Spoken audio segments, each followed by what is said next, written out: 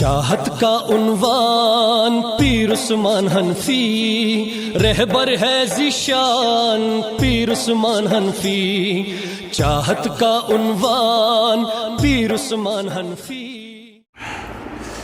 اعوذ باللہ من الشیطان الرجیم، بسم اللہ الرحمن الرحیم۔ درود شریف پڑھیں۔ اللہم صلی علی محمد وعلی آل محمد کما صلیت علی ابراہیم وعلی آل ابراہیم انک حمید مجید۔ اللہم بارک علی محمد وعلی آل محمد کما بارکت علی ابراہیم۔ میرے انتہائی واجب الاحترام عزیز ساتھیوں، آج ہماری یہاں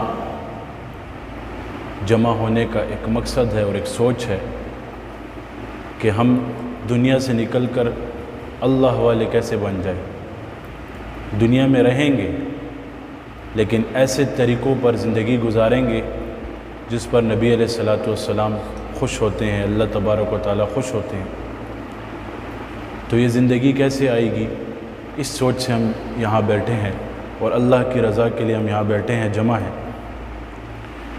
کامیابی اس چیز میں نہیں ہے کہ میرا بہت بڑا نام ہو جائے، کامیابی اس چیز میں نہیں ہے کہ مجھے بہت لوگ جانیں، کامیابی اس چیز میں نہیں ہے کہ میری بہت بڑی شہرت ہو، میرے چاہنے والے ہوں۔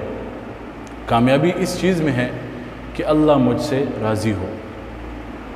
جب انسان کامیابی کی طرف جاتا ہے تو شیطان اس کو ایک وسوسہ ڈالتا ہے کہ تم تو بہت عروج پر ہو، یہ نیچے والے لوگ سارے نہیں سمجھتے، تم ہی سمجھتے ہو۔ کیونکہ جب ایک بندے کا نام بن جاتا ہے، اس سے لوگ ملتے ہیں، جلتے ہیں، تو یہ سمجھتا ہے کہ بس میں ہی عقل اور فہم والا ہوں۔ حالانکہ عقل اور فہم یہ چیز نہیں ہے۔ اللہ تبارک و تعالیٰ سے عقل اور فہم مانگنا یہ بہت بڑی نعمت ہے، اور جس شخص کو عقل اور فہم آ گئی، عقل اور فہم پہ وہ سمجھ گیا کہ عقل کسے کہتے ہیں اور فہم کسے کہتے ہیں، تو وہ کامیاب انسان ہے۔ عقل اور فہم کا یہ مطلب نہیں کہ میں دنیا کے کاموں پہ سمجھتا ہوں، عقل اور فہم کا یہ مطلب نہیں کہ میں اچھے کاروبار پہ سمجھتا ہوں، عقل اور فہم کا یہ مطلب نہیں کہ میں بہت بڑا تجارتی ہوں، میں ساری دنیا کے ساتھ ڈیل کرتا ہوں، نہیں۔ عقل اور فہم کا مطلب یہ ہے کہ میں دین پر کیسے سمجھوں گا، اور جس دن میں دین پر سمجھ گیا تو میں سب سے بڑا عقل اور فہم والا ہوں، سب سے بڑا میں عاقل ہوں۔ اب دین پر سمجھنا کیسا ہے؟ اللہ والوں کی صحبت میں بیٹھ کر، اہل علم کے ساتھ بیٹھ کر دین کو سمجھا جائے گا۔ اگر اللہ والوں کی صحبت میں نہ بیٹھو، اہل علم کے ساتھ نہ بیٹھو، دنیا کے جتنے بڑے بھی آدمی بن جاؤ، لیکن وہ اس دنیا کی عارضی اور فانی دنیا کی حد تک عقل اور فہم والے ہم رہیں گے۔ ابھی نیتیں ہیں، انسان جو کام کرتا ہے نیت لے کر کرتا ہے۔ ابھی دیکھیں، ایک شخص ہوتا ہے، وہ اپنی والدہ کی اور والد کی یعنی والدین کی بہت خدمت کرتا ہے، ان کی بہت زیادہ زمین ہوتی ہے۔ تو یہ مولانا روم رحمۃ اللہ علیہ یہ واقعہ لکھتے ہیں۔ تو ایک دن اپنے بھائیوں کو وہ بولتا ہے، دوسرے بھائیوں کو، کہ جائیداد آپ لوگ لے لو، بس مجھے اپنی والدین کی خدمت دے دو۔ تو بھائی بھی خوش ہو گئے، یہ اتنا پاگل ہے کہ اس نے جائیداد چھوڑ دی، بس چلو۔ ابھی بھائی اپنی سوچ پہ یہ رہے کہ ہمیں دنیا مل گئی، یہ اس سوچ پہ رہا کہ مجھے والدین مل گئے۔ اب والدین کی خدمت کرتا رہا، عرصہ گزرتا گیا، لیکن یہ والدہ کی خدمت کرتا تھا۔ والدہ اس کو ایک دعا دیتی تھی، اللہ تمہیں برکت دے۔ کیا دے؟ اللہ تمہیں برکت دے، یہ دعا کرتی تھی والدہ اس کے لیے۔ ایک دن ایسا ہوا کہ ابھی یہ بیٹھا ہوا ہے، والدہ کی خدمت کر رہا ہے، والدہ اس کو دعائیں دے رہی ہے، اللہ تمہیں برکت دے، اللہ تمہارے رزق میں برکت۔ اس کی والدہ نے اس کو دوسری دعا نہیں دی تھی، بس یہی دعا دیتی تھی۔ کچھ عرصے بعد اس کی والدین کا انتقال ہو گیا۔ اس کو رات کو خواب آیا، خواب میں آیا کہ فلاں جگہ پہ 100 دینار پڑے ہیں، اس کو اٹھا لو۔ تو یہ خواب میں اس شخص سے سوال کرتا ہے، کیا اس دینار میں برکت ہے یا نہیں؟ تو وہ کہتا ہے نہیں۔ تو بس کہتا ہے جا چھوڑو۔ صبح اٹھتا ہے، بیوی کو خواب سناتا ہے، تو بیوی کہتی ہے اٹھا لو نا، برکت سے کیا کر دو؟ نہیں، جس چیز میں برکت نہیں ہے، میری والدہ نے مجھے دعا دی ہے، اس کو میں کیوں اٹھاؤں؟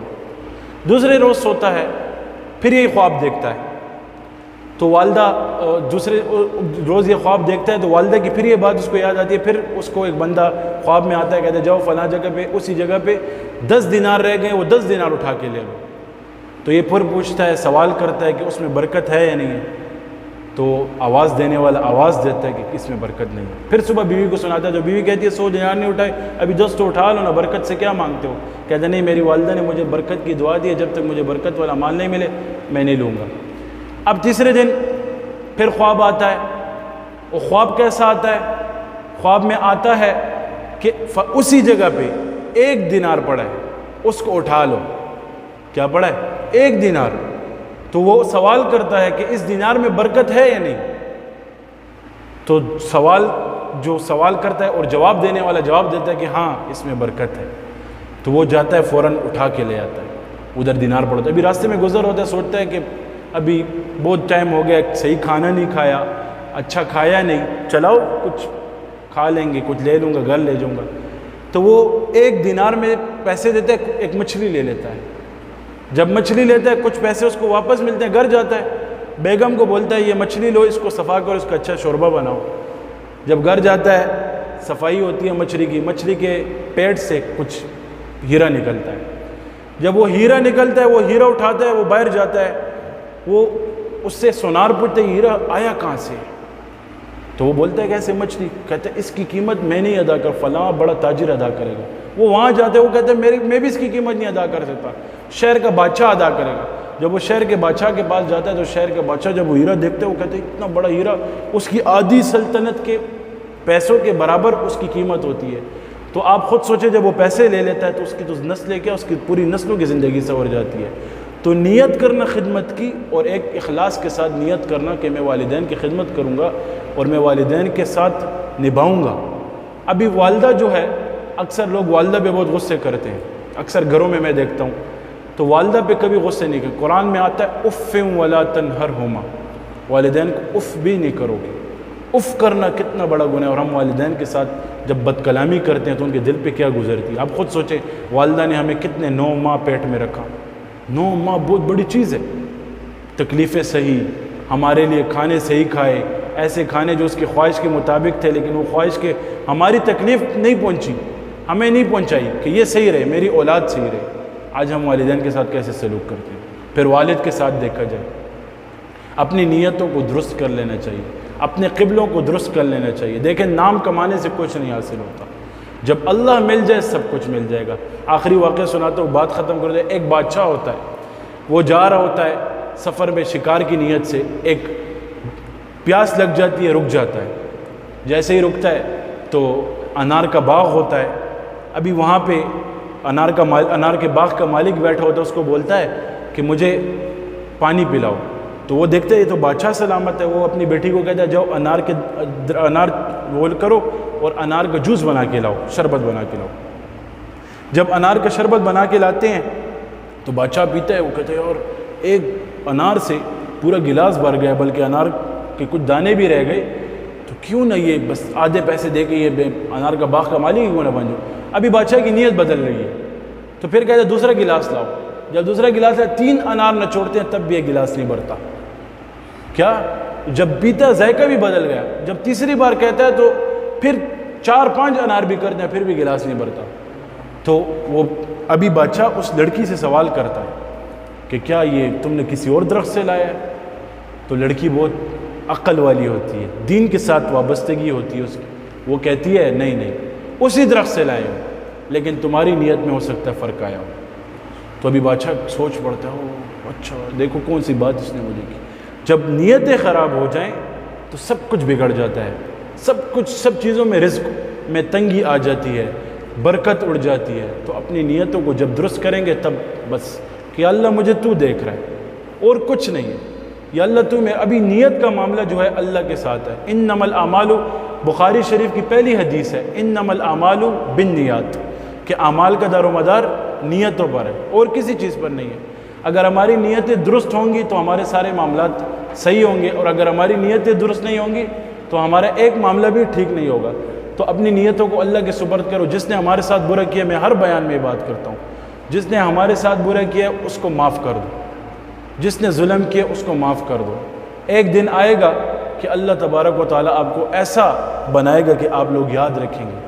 بس اپنی نیتوں کو درست کرو، اپنے قبلوں کو درست کرو. دنیا والوں کے پیچھے پھرو گے تو دنیا والوں بن جاؤ گے. دنیا کمانا یہ ایک فرض منصبی ہے، یہ نہیں کہ اس سے ہم انکار کرتے ہیں.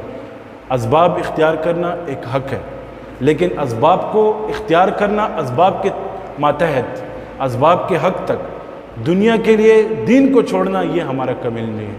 وہ شاعر اکثر ایک بات کرتا ہے نا، کہتا ہے مجال ہے کہ کچھ کر سکوں میں جو تو نہ توفیق اے خدا دے، تیری مشیت ہے سب بے غالب ہیچ ہیں میرے ارادے.